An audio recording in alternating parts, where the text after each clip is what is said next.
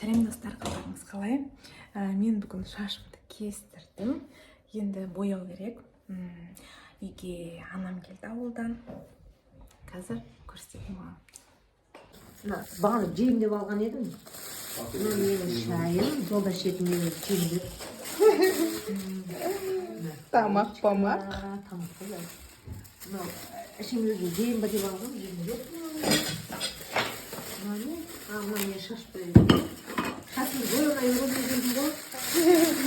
Мам, өзім бояп берем ғой. Еркіден келген базар уақыты. На фрукты. Уақыты Миснаға слива. Миснаға вишня, демчаға вишня. Өрік, өрлі. Күшті. Ялма. Алмаша. Тарса.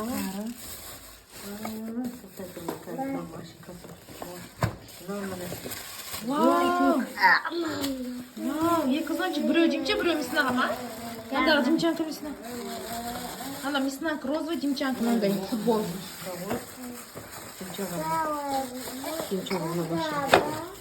Демча саған екі мынандай дауыл күш машина аттың.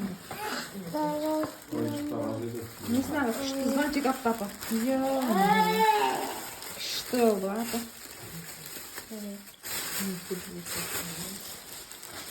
Мынау анау неден алып келген нәрсе? Түркістан, Сарыағаштан.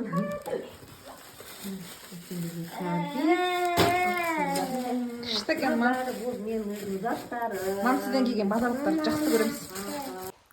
Міне достар, менің анам сіздерге өмірге қажетті мақты үш кеңес айтатын болады.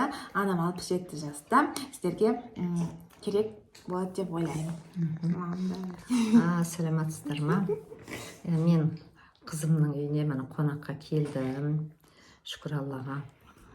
Қазір демалып жатырмын. Қызымыздың үйінде немерелерін, жиен немерелерімді қарап. Енді мен кеңес айтайын дегенде, не кеңес айтамын? Қыз бала болғаннан кейін, қыз бала жат жұрттық дейді. Жасы келгеннен кейін, оқу біткеннен кейін семья құр деп мен айтатынмын қызыма. Өзіне лайықты жігіт табылса, өзін жақсы көретін жігіт табылса, сразу күйеуге шығып кет деп, отырып қалма деп.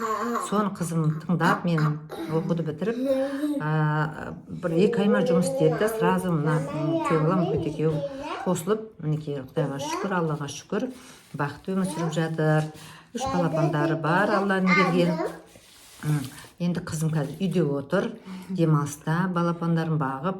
Енді үйде отырғаннан кейін әрине бала шағаласын бағу керек, уақытлы тамағын істеп, жолдасының тамағын істеп, балапандарын бағып, қағып, тәрбиелеп. Осы енді үйде отырғансын кейін ананың жұмысы сол да. Балаларын тәрбиелеу керек, дұрыстап, тамақтарын дұрыстап беру керек. Қалай болса солай ма? Мам, декреттегі аналарға ақыл керек. Декреттерін отырған аналарға сабырлық тілеймін. Сабыр болып, мына балапандарын кішкене аяқтарынан тұрғызғанша үйде отырғандар дұрыс. Содан кейін кішкене жаңа мектепке барғаннан кейін ары қарай жұмыс істеулеріне болады. Қазір бұлар әлі кішкентай, оларға аналық махаббат сөзсіз керек. Балапандарын ауыртпай, жақсылап қарап, жақсылап өсіру керек. Кішкене қатайғаннан кейін ары қарата өздері адам болып кетеді. Оған дейін садикте кішкентайынан жетелеп демей, үйде отырып, осы балаларын бағып қағу керек деп ойлаймын. Еще егер декреттегі аналар стресс болып, үйден шаршаса, не істеу керек деп ойлайсыз? Енді үйден шаршап, әрине мысалы 2 бала 3 баланы үйде кешке дейін отырып бағып қаққан оңай емес. Ол кездерде енді өзінің қолынан келетін бір немен жұмыспен айланысқан дұрыс, үйде отырып. Қазір мына компьютерлік заман ғой, содан болмаса жаңағы демалыс күндері далаға шығып, бір мезгіл демалып, және өзінің қолынан келетін істі бастап үйде отырып істеуге болады. Есі қолынан келетін несі болса, өзінің таланты бір сондай болады ғой, елдің бәрін қолынан келе бермейді, ол компьютерде отырып, телефонда отырып жұмыс істеу. Содан бір өзіне керекті, лайықты нәрсемен айланысуға болады. Бірақ бәрібір егер балалар кішкентай болса, 1 жасқа дейін толмаған болса, көбінесе балаға көңіл бөлу керек. Баланы алып қалу керек. Мама біздің енді папа екеуі қанша жыл өмір сүрдіңіздер, Марал? Біз 40 жыл өмір сүрдік, 41 жыл, 42 жыл болып қалды өмір сүргенімізге. Осындай өмір, тату-тәтті өмір сүрулеріңіздің сырын айтасыз ба? Тату-тәтті өмір сүруіміздің себебі енді ойлаймын, енді отбасы болғаннан кейін әрине енді ол кішкене жаңағы ыдыс аяқ сылдырламай тұрмайды деген сөз бар ғой, оны болады. Біздер сендер сияқты жас болдық, бізде осындай ұрыс керіс болып тұратын, бірақ енді көбінесе мына әйел кішкене үндемей қалу керек те, біраз үндемей далаға шығып кетіп, или болмаса бір 5 минут тыңдап үндемей қоя тұрса, саны өзі басылады ер адам. Сөйтті екеуі жақсылап табысып кетеді. Ал егер де мен қоймай ол бір сөйлесе, сен екі сөйлеп бетінен алып шапсам, онда әрине ұрыс жанжал төбелес болады. Онан кейін оның арты не болады? Оның арты ажырасуға келеді, бір-біріне уже жек көрінішті болып кетеді. Сол үшін біраз болса да ақыр өмірлік жары болғаннан кейін, өмірлік өзінің жаңағы отбасы болғаннан кейін кішкене болса да үндемей қоя салу керек әйел баласы. Мен сөйтетімін өзім. Мына ашуланып келе жатқанда әй деп ақылады ма, үндемей қоя салам. Ой, жыным келіп тұрады ішімнен, бірақ үндемей қоя салам. Кішкене басылады, бір 10-15 күннен кейін барып мен бастаймын жаңағы. Сенікі дұрыс емес, сен бүйтпеуің керек еді, сен сөйтпеуің керек еді деп жаңағы сол кезде уже ол басылып қалған, ашу тараған, ол ары қарай көтерілмейді. Сөйтіп өмір сүрдік.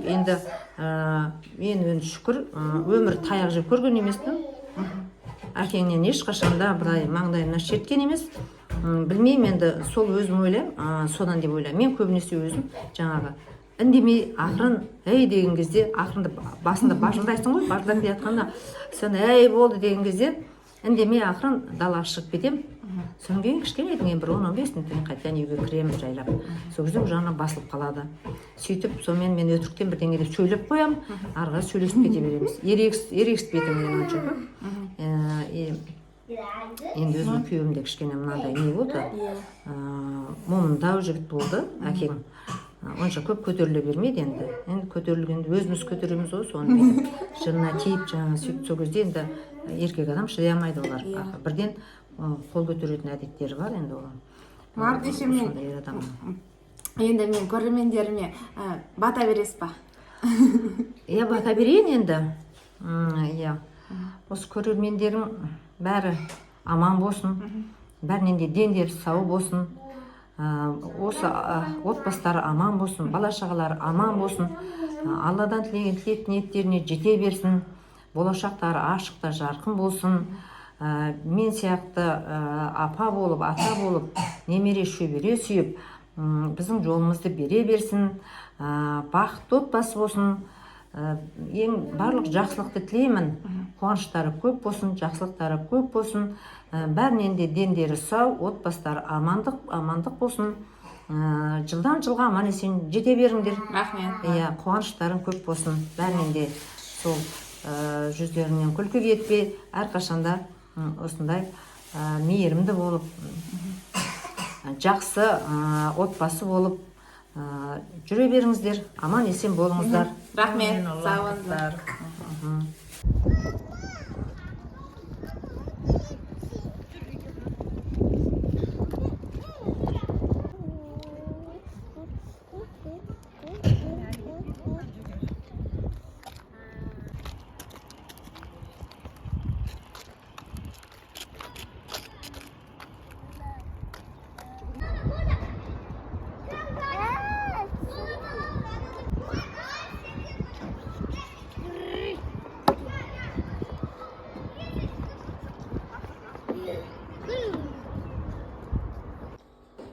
Достар, қараңыздар.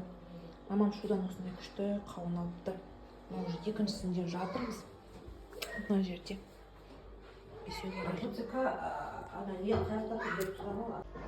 Мынау мен мохито жасайын деп бір апельсин, 3 алма, мятаны осы суға салып қойдым. Мына бізде булочкамыз, енді печенькалар, түрлі алма. Еще мынандай фрукты, ягода әкепті мамам.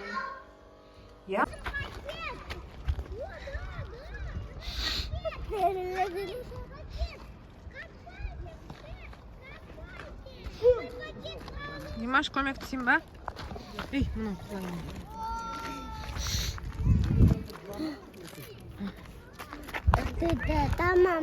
Вот это үлкен ғой Димча. Ничего, оған бойымыз жетпейді ғой.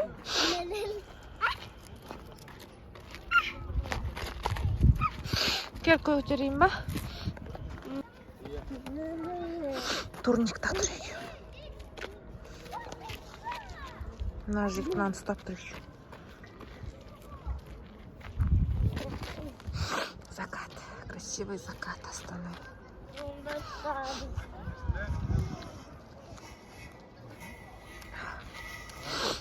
Бірақ шешем ағанышым келе жатыр. Біз, короче, далаға шыққанбыз. Сөйтіп мамамен күйеуім бір жаққа кетіп қалып, бізге кілт тастауға ұмытып кеткен. Сонымен біз маманы күтіп тұрмыз. Сағат 9 болды.